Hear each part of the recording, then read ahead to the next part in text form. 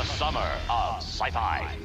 Plus, a chilling glimpse at the ultimate makeover.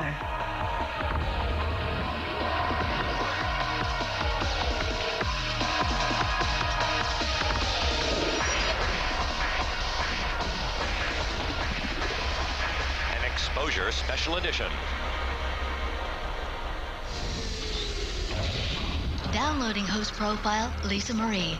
An actress, filmmaker, and musician best known for her roles in Mars Attacks, Sleepy Hollow, and currently she can be seen in Planet of the Apes. She's also collaborating on a film project for the Walker Arts Center in Minneapolis, Minnesota. Hello, and welcome to Sci-Fi's alternative short film forum, Exposure. Tonight, a special edition devoted to the human body and its many fantastic parts, including that region of the anatomy that has preoccupied men since the beginning of time. And in our first short film, that preoccupation is raised to near religious proportions. Amy Stiller's Breast was produced by Henry Joseph and directed by Becky Neiman. Joseph studied film at Boston University, where he directed the Student Academy Award-nominated short film, Dexter, starring his then 13-year-old cousin, Becky Neiman. Joseph moved to LA and forged a career as a production assistant and screenwriter. Neiman became a copywriter. In 1999, they reunited to create this hit short, starring Amy Stiller, Jerry Stiller, and Ann Mira. Now, find out why there's something about Mary on Amy Stiller's Breast. I can't believe they said I wasn't sleazy enough to be a prostitute. Hey, Mr. Casting Director, have you tried walking down Hollywood Boulevard dressed as a hooker? Okay, maybe you have. That's not the point. You didn't see me in Sweet Charity. So I was 11. I kicked butt. Oh, man, it's not easy coming from a showbiz family. And no, I'm not a Fonda, a Baldwin, or a Van Patten. I'm a Stiller. Bitch. Oh, well, another bad audition and another discount designer bra. Am I bitter? You bet I am.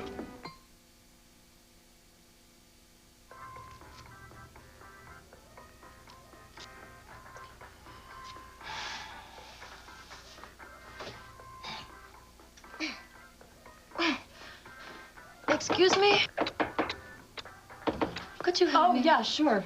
I know I hate these things. Okay, there. Okay, you're all set. Gracias. No problem. Thank you. Oh, Dios mío. Ay, Gewalt. La Madonna. Madonna, where? La Madonna. No, I'm not Madonna. I'm Amy Stiller. Jesus Maria Jose. Es La Madonna. What? Venga, everyone, come here quickly. What are you doing? Look, La Madonna. Oh, I say, Madonna.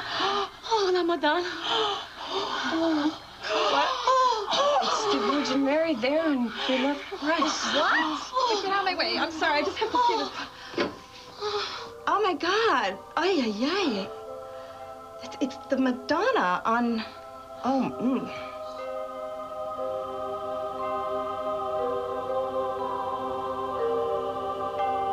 How does it feel? All this attention. People lined up around the block. I gotta tell you, it's a mob scene out there. Really? Well, it's sort of neat. I mean, this is kind of the best role I've ever had. I mean, of course, you know, my first choice would be Tom Hanks, but oh, well, I guess I'm working with God. Okay, the lines aren't getting any shorter. Let's get back to business. One at a time, and no funny stuff. It's a miracle, truly a miracle. Bless you. Could you bless this? Oh, what is this, a lottery ticket? Yes. Yeah, sure. I guess that's kosher. If it wins, we get 10%. Sign here. I'm a virgin. Congratulations, and here. Thank you. There you go. Okay, let's go. Move it. Move it. I'm going to open the door on the count of 3. 1, 2, 3. Amy! Go, help. Get back.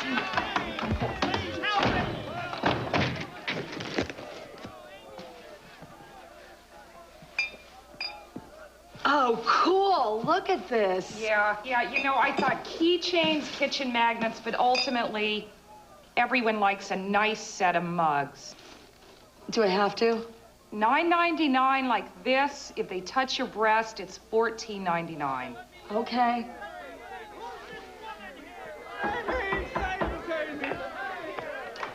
It's me, Elmira. I'm her mother. If you're gonna say you're her mother, at least get the name right. And as for you, you wanna see you get the Spice Channel like all the other pervs. Mom! Get out of my way! Where's my daughter? Look, if this is really what you want, I'm here for you 150%. But you gotta stay grounded. This town will eat you alive. Let me be your buffer. I'll screen your phone calls. Keep away the kooks. Dad, it's really no big deal. I just wanted you and Mom to be part of this. Would you leave her alone? Don't interfere. It's her life. This business with the religious thing is from your side.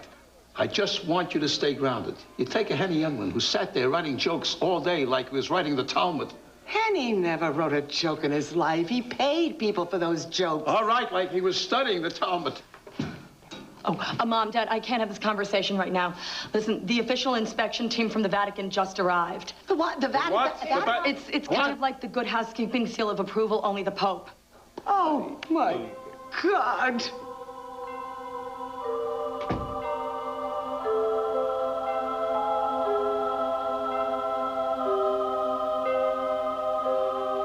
You'd have to be a hermit not to know by now that 3 weeks ago, the image of the Blessed Virgin miraculously appeared on Amy Stiller's breast in a downtown department store.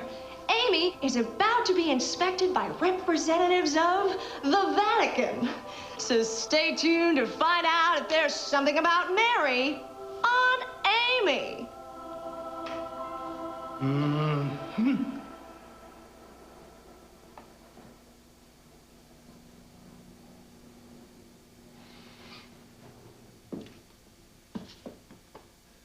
What? I didn't say anything. Look, Mom, this is not like that time that I was in the sweat lodge with the Vietnam vets. Is that you talking or the antidepressants? Look, your mother knows what you're going through. Before she met me, she wanted to be a nun. I never wanted to be a nun. She just seen Bing Crosby and Ingrid Bergman in the Bells of St. Mary. You know, you tend to glorify the 40s, Jerry. Bing Crosby had deep emotional problems. He was never there for his children. They wrote books about it. That's true. Don't knock the bingo!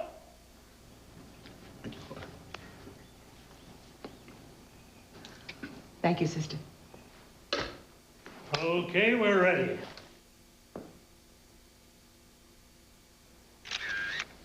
We should know what we have here in a minute or two.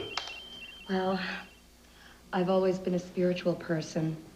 You know, I do a really great Marianne Williamson imitation. Do you want to see it? Well, what I'd like to talk about tonight is about how growing up Jewish in Texas, I always sort of identified with the movie Carrie. I also do a really great Jane Fonda. Hello, Dad, Henry, help. I need an Oscar. I'm feeling insecure. So we had to have the housekeeper take care of the Jewish holidays. But what made it really funny was the fact that she was Jamaican. Man, you don't be mixing your meat with your milk. You mix your meat with your milk. Come Pesach, I don't give you extra man, I shove it in your horoses. Then I give you a double portion of the bitter herb. And then I had to have it coming where you never find it. I love you. Silence, please. Yes, Your Grace?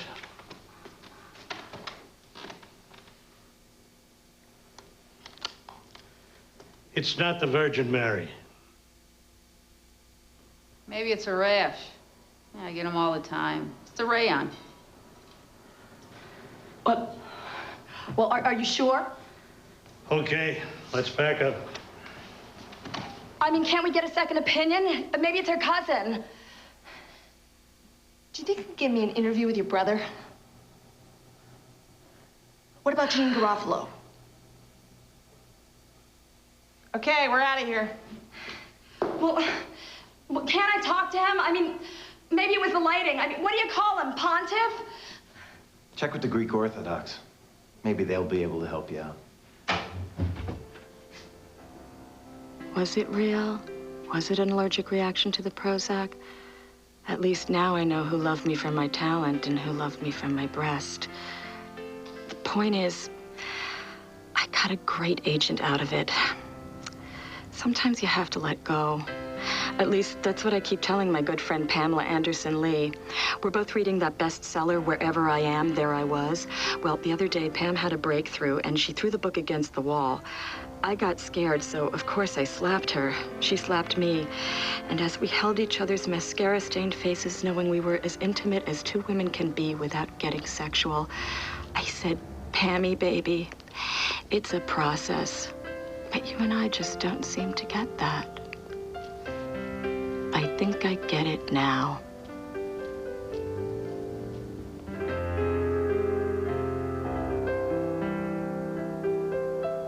Oh,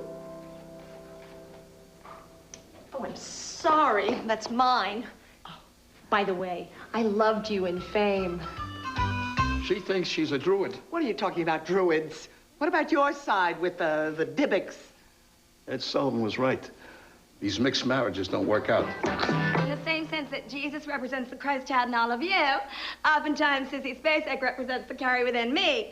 Needless to say, I have a lot of anger. From Hollywood, California, here is producer Henry Joseph. The film Amy Stiller's Breast started when Becky called me, having been inspired by a particular photograph of Amy Stiller. She asked Amy if she would like to be involved in the film, and Amy said yes. It came together very easily, and I felt it was a very natural and easy collaboration. Just having the word breast in a title can go a long way. The female breast is one part of our human anatomy that we're allowed to sort of occasionally show and make a big deal out of and charge money to see. And of course, everybody knows sex sells, so that aspect of it did not escape us in the least. Next, hand in hand they live together. Hand in hand, they shall remain. A terrifying tale of survival when Skinflix, an exposure special edition, continues. Keep your eyes on the shorts. The Exposure Watch and Win sweepstakes is on. Details later. Now, Skinflix continues. Which part of me do you like the most? Is it my hair, my eyes, my lips, my hands? The next time your special someone asks you that question, give it a little thought. Because often, being in love means never letting go, as you'll soon witness in To Have and to Hold from director John Hardwick. Born and raised in Birkenhead, England, Hardwick majored in both literature and American studies before developing an interest in the arts. He's been a painter, a performance artist, and a documentarian. And he's about to begin production on his 10th short film in 4 years. Now, a Grimm's fairy tale for the 21st century. Here is To Have and to Hold. The conclusion of To Have and to Hold when exposure continues. Lisa Marie, your mission. Have and to Hold.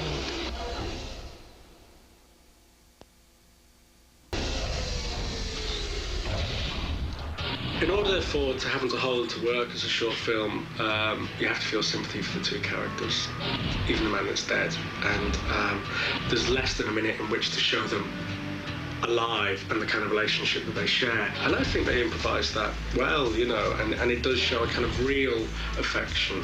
These are urban people, ill-prepared for this situation that throws them into nature without any of the props that they're used to in real life. Susanna, halfway through the film, sings a German lullaby to herself called Schlaf mein Kind, and she's kind of singing herself to sleep because she's bored, and it might sound inappropriate, but one of the things I think you would feel in that situation is boredom. And there's certainly a poignancy to the lyrics, which are about go to sleep, my boy, you know, the moon rides through the sky and his white horse, he's taking you away to sleep, go to sleep, you know, and their man's there dead. So, you know, for a number of reasons, I quite like that moment in the film. Next, enter a future of man-eating tongues, monster truck taxis, and cats that know how to fly. When Skinflix, an exposure special edition, continues. Edition continues. The human tongue, probably the most used and abused organ in our body. We bite them, we burn them, we stick them where they don't belong. But what if sometime in the future, our tongues found a way to seek revenge? Tongues and Taxis is from director Michael Overbeck, who studied animation at the Rhode Island School of Design. His junior project, Atlas Gets a Drink, was shown on a previous episode of Exposure, and he's currently part of a production team that's creating a pilot for the Cartoon Network. Now, a loose tongue wreaks havoc on a futuristic metropolis. Here is Tongues and Taxis.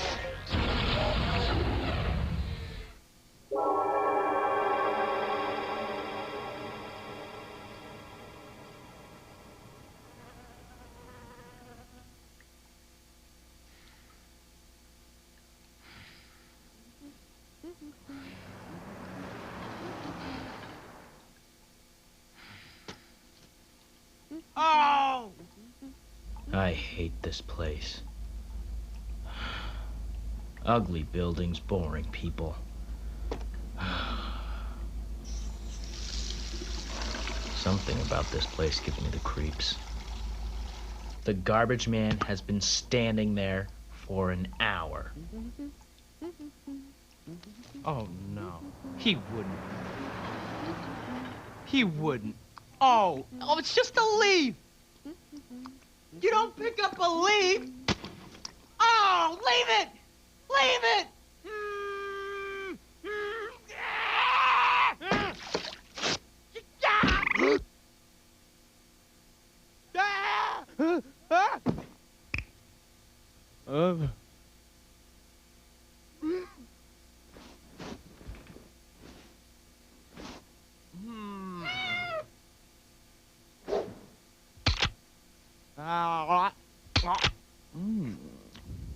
I gotta get to a hospital.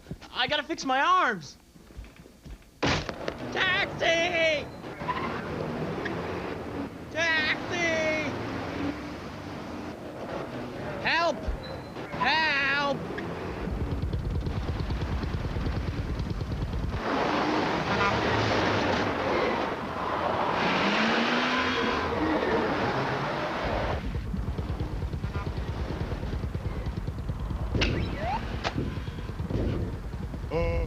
Sorry about that. Traffic.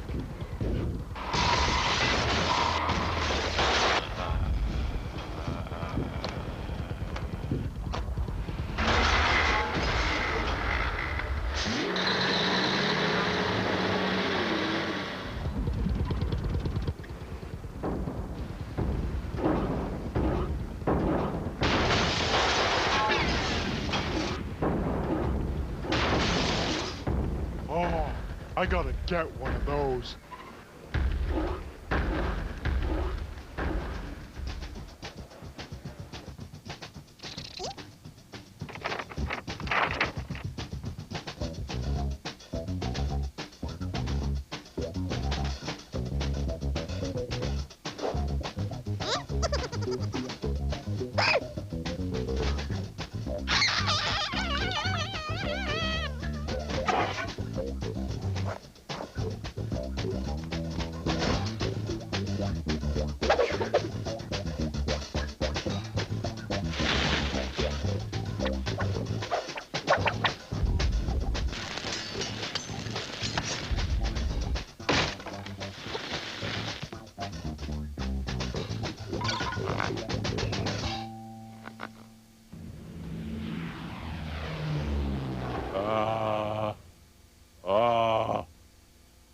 Say,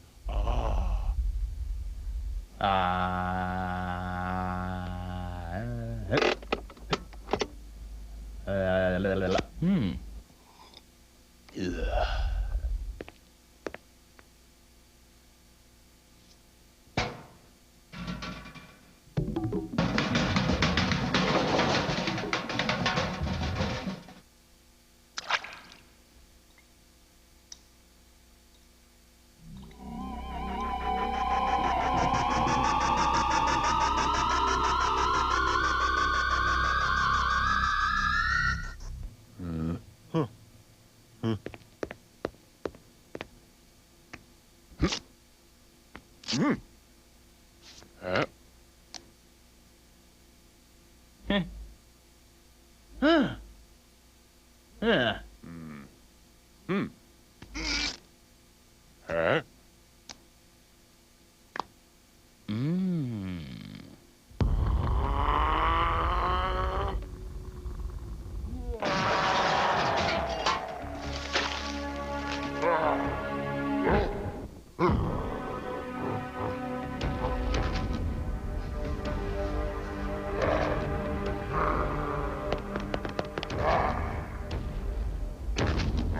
hate this place. Ugly buildings. Ugh. The people here taste awful. Man, that tongue is a jerk.